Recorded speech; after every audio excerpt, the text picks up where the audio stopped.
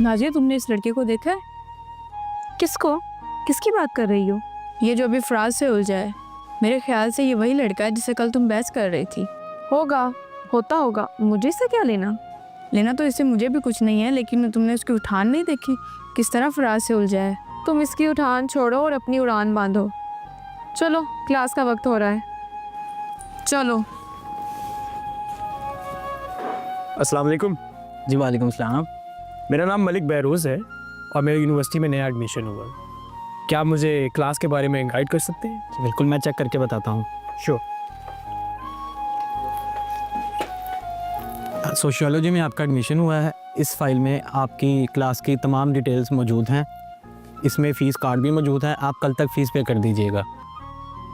इतनी भारी डोनेशन दे रहे हैं, अब फीस भी देनी पड़ेगी। मलिक साहब, डोनेशन ऊपर जाता है और फ़ीस ऑफिस में आती है, जिसका मैंने हिसाब देना होता है। चले जाए साहब। ठीक है, थैंक यू।